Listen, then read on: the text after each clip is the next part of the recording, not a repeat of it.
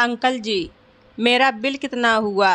खाना खाने के बाद देवेंद्र ने थोड़ी देर तक टेबल पर ढाबे के कर्मचारी का इंतजार किया, लेकिन बिल न मिलने पर वो खाने का बिल चुकाने सीधा काउंटर पर पहुंच गया। काउंटर पर मौजूद लगभग 60 वर्ष के महेंद्र जी ने देवेंद्र को गौर से देखा। लगता है आप यहाँ नए आए हैं।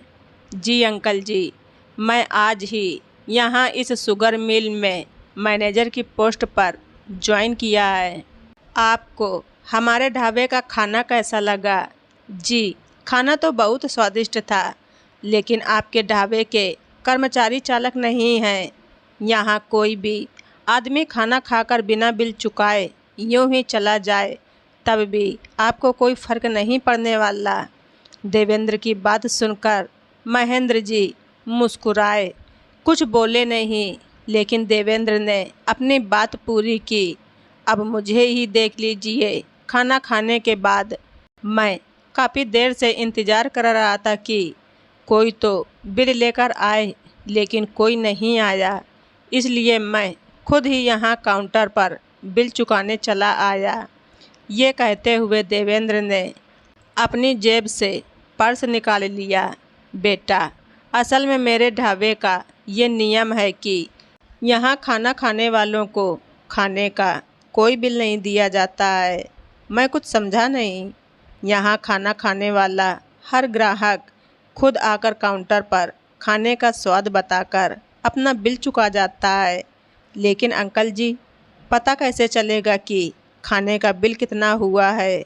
आपके यहाँ तो कोई मेनू कार्ड भी नहीं है। बेटा, मेनू कार्ड की कभी कोई ज़रूरत ही नहीं पड़ी, क्योंकि यहाँ खाना खाने सभी लोग भूखे ही आते हैं और भूखे आदमी के लिए खाना ही मायने रखता है, मेन्यू कार्ड नहीं। अंकल जी, मेरे खाने का बिल कितना हुआ ये तो बता दीजिए। 5 रुपये, मात्र 5 रुपये। देवेंद्र को मानो विश्वास ही नहीं हुआ। आखिर कोई इतना स्वादिष्ट खाना भला 5 रुपये में ग्राहक को कैसे खिला सकता है?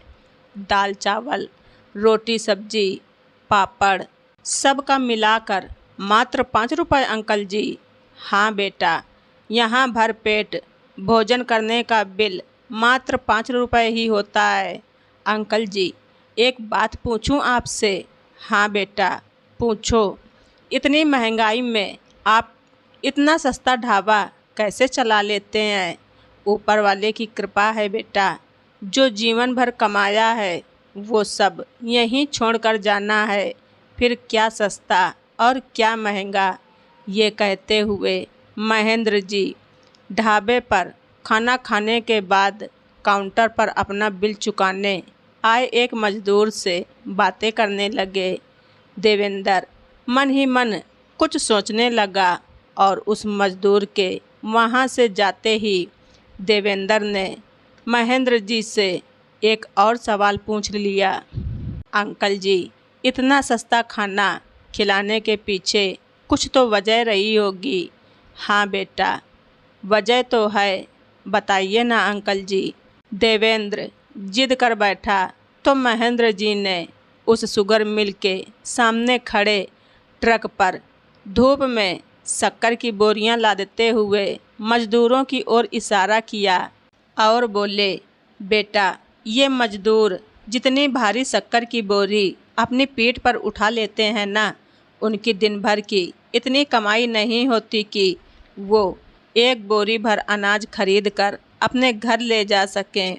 दिन भर मज़दूरों के बीच रहने वाला देवेंद्र महेंद्र जी की इस बात से सहमत हुआ, लेकिन महेंद्र जी उसे आगे बताने लगे, बेटा, मज़दूर अपने परिवार का पेट भरने की कोशिश में अक्सर खुद भूखा ही रह जाता है। आप सही कह रहे हो अंकल जी। अगर आपका ढाबा हमारी शुगर मिल के बगल में नहीं होता तो जेब में रुपए होते हुए भी शायद आज मैं भूखा ही रह जाता। देवेंद्र बखूबी जानता था कि चाय बिस्कुट से दिन तो कट जाता है, लेकिन वास्तव में भूख नहीं मिटती। उसकी बातों को सुनकर महेंद्र जी मुस्कुराए। मेरे पिताजी मुझसे हमेशा एक बात कहते थे कि जो लोग अपने दिन भर की कमाई से एक बोरी अनाज खरीद सकते हैं, उन्हें आगे बढ़कर किसी गरीब की मदद ज़रूर करनी चाहिए। आपके पिताजी की बात से मैं भी सहमत हूँ अंकल जी। अगर आप बुरा न माने तो क्या मैं आपसे एक और बात पूछ सकता हूँ अंकल जी? ज़रूर पूछो बेटा। इतना सस्ता ढाबा चलाने में आपका मुनाफा क्या होता है? सामने बैठे ढाबे की चारपाई पर बैठकर भोजन कर रहे मजदूरों की ओर देखते हुए महेंद्र जी मुस्कुराते हुए बोले, भोजन कर तृप्त हो रहे इन मजदूरों के खिले हुए चेहरे ही मेरा मुनाफा है। उनकी बात सुनकर देवेंद्र पल भर के लिए निशब्द हो गया, लेकिन आज अचानक गरीबों के एक फरिश्ते से मिलकर वो भी पहली बार खुद को इतना तृप्त महसूस कर रहा था। अंकल जी, ज़्यादा तो नहीं, लेकिन अपनी कमाई से एक बोरी अनाज खरीद कर किसी ज़रूरतमंद को दान करने में मैं भी कहीं ना कहीं ज़रूर सक्षम हूँ। लेकिन एक बोरी अनाज किसी एक ज़रूरतमंद को देने से अच्छा है कि मेरा किया हुआ ये दान आपके ढाबे की रसोई के माध्यम से कई ज़रूरतमंदों के पेट में जाए। ये कहते हुए देवेंद्र ने अपनी पर्स से एक 500 का नोट निकालकर काउंटर पर रख दिया। मेहनत कर रहे मजदूरों को अपने ढाबे पर मात्र 5 रुपए में भरपेट भोजन उपलब्ध करवाने वाले महेंद्र जी अपने समक्ष हाथ जोड़कर खड़े एक नौजवान द्वारा सच्चे मन से किए गए दान को स्वीकार करने से इनकार ना कर सके। तो दोस्तों, आप सभी लोगों को हमारी ये स्टोरी कैसी लगी कमेंट बॉक्स में ज़रूर लिखें। चैनल पर नए हैं तो सब्सक्राइब करना ना भूलें। धन्यवाद। रिचा वॉइस।